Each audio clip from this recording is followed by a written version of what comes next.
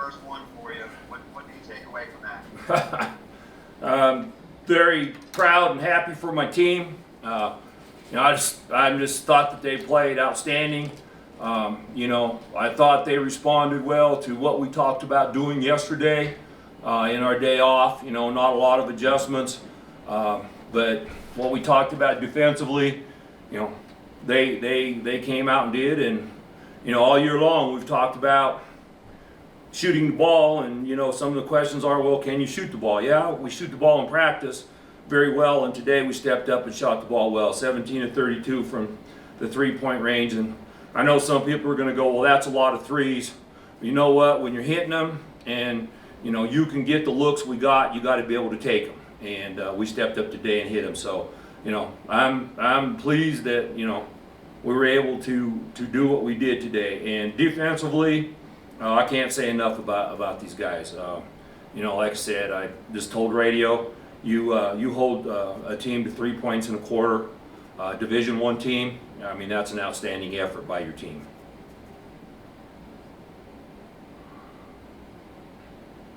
What's been different these last 5 games, Coach? You started breaking the 60-point barrier with regularity here. This, like we've talked about, I think everybody's starting to understand, who's who, where things come from. We're getting consistent production from, I'm going to say 8 players, that we've been playing on a regular basis. I think Ola stepped up, and has been getting us 6 to 9 points, 10 points, in these last 5 games. I think Marta comes in and gives you a lift and gives you the ability to score.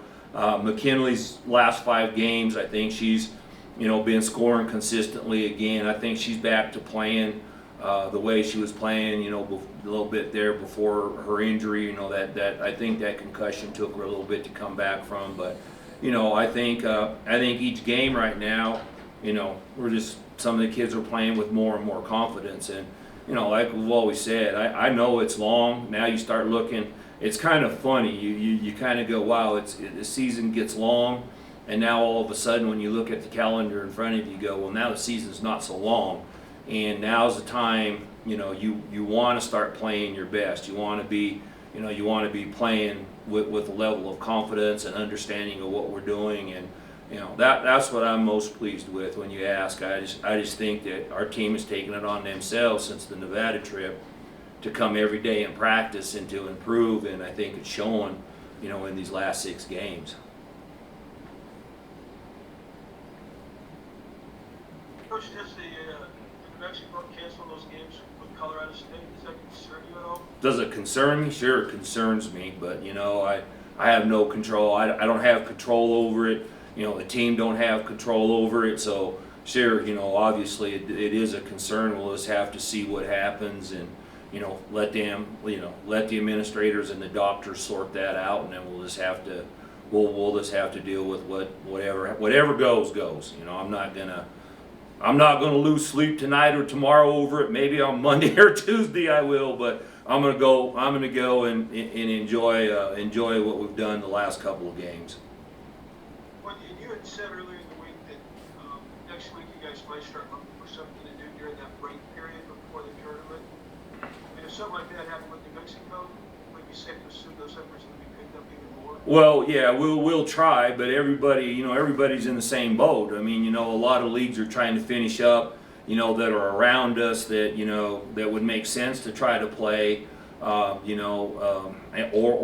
if they're not playing down the stretch for their season, they've got COVID issues of their own, and so it's going to be something, Tracy. I don't know what we're going to do. I'm going to worry about that when an official announcement comes out, and then we'll go forward, and obviously we would let everybody know if we get something or if we don't. But it's like I said, this COVID is unfortunate. I'm glad for our team that we've been able to get as many games in as we can, and if the New Mexico series goes off, that's great. If not, and we find some, that's great. And if nothing happens, then we just have to deal with that too, and still prepare to go to tournament.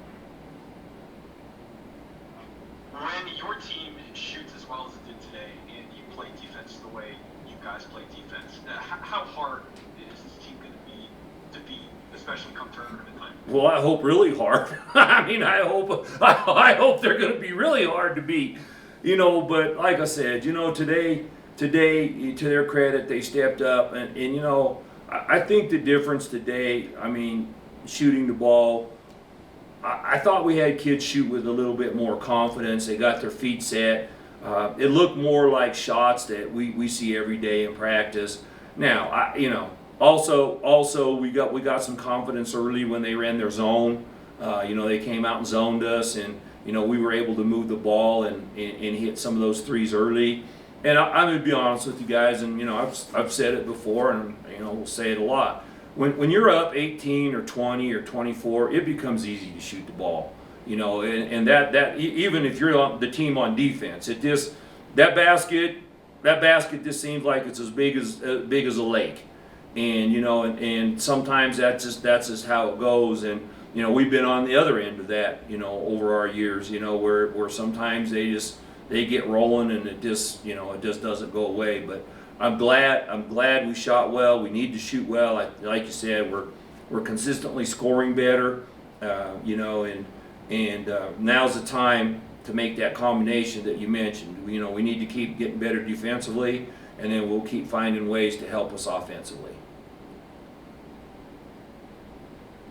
Does a shooting performance like today, do you feel like it validates what you've been saying all year about the shot will eventually fall? Yeah, I think the last couple games have. I thought we shot the ball well at Colorado State. We shot the ball well down there, percentage-wise.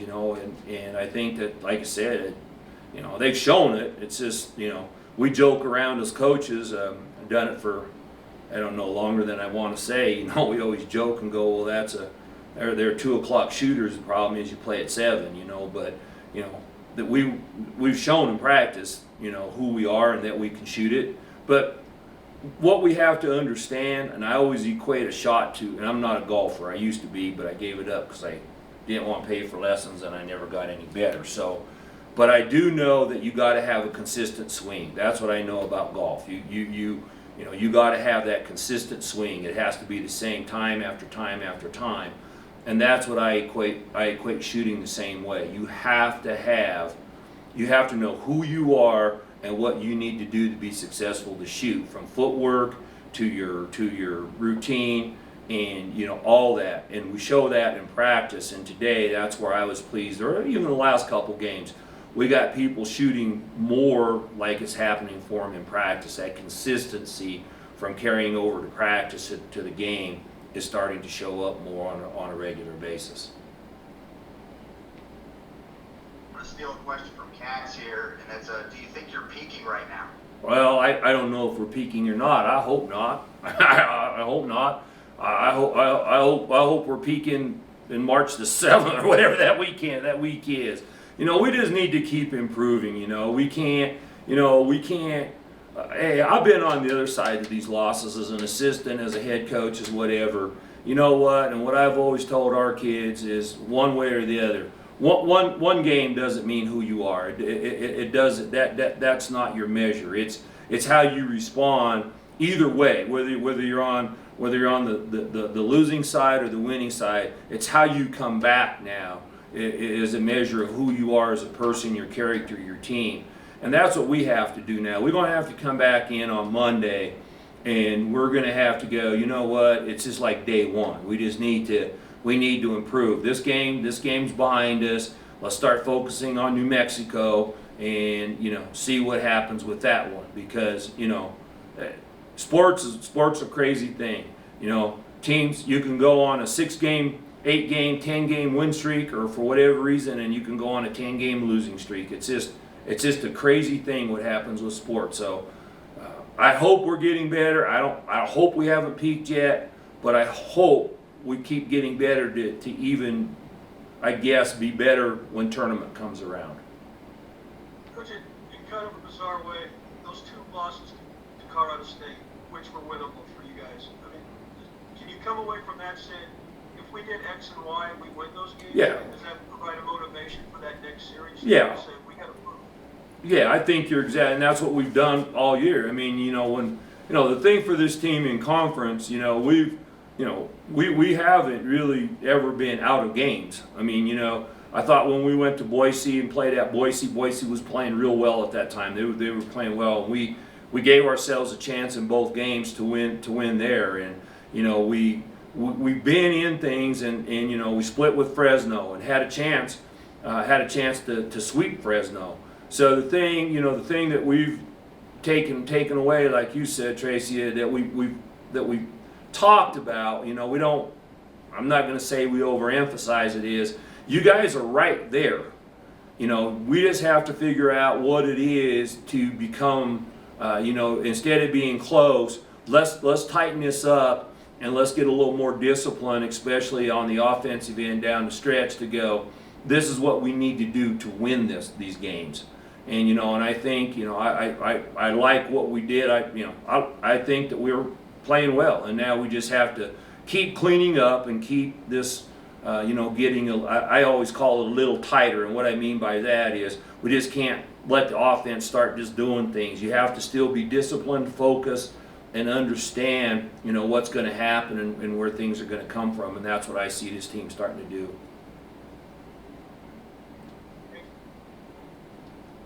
Coach, how do you maintain this rhythm?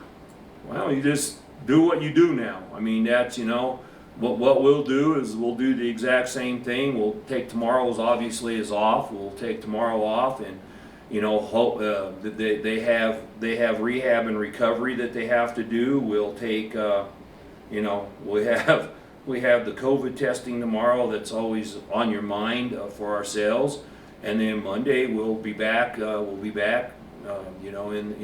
In the film room, and get a quick practice. It'll be hopefully an intense but quick practice to prep for New Mexico. And you just kind of now get in that routine. 2-day prep, play, 1-day play, and you hope that, like you said, you just hope that now, knock on wood, there's no injuries, and you just keep getting a little bit better each game. What'll be the bigger celebration this weekend? This sweep or Valentine's Day for you? Well, I already sent my wife flowers, so that's already a victory right there. So that victory happened yesterday. I had to get that out of the way early because usually I forget. So bless everybody's heart here. Your spouses, your significant others, everybody that's involved in this business, especially this year. It's been hard on them too, because it's something as simple that people don't think about. And it's funny you said that. It's just funny because you can't even go out to dinner. I mean, think about that. We're off tomorrow. Tomorrow's Valentine's Day, and I can't take my wife out to dinner because I'm not going to take a chance of that exposure, obviously. And you just go something as simple as that you go, wow. And she understands, everybody understands, but this is how crazy all this is. But you know what, for us, I don't even know what time it is. I'm going to go home, see my 2 dogs. They'll jump on me. They'll be happy I'm home, win or lose. They're happy. We'll have a little bite to eat. I'll probably sit down and unwind. And then for me, this game will be gone. I'll look at some film to break some stuff down, and then we'll start getting ready for New Mexico. So tomorrow will be a Valentine's Day celebration. Let's put it that way.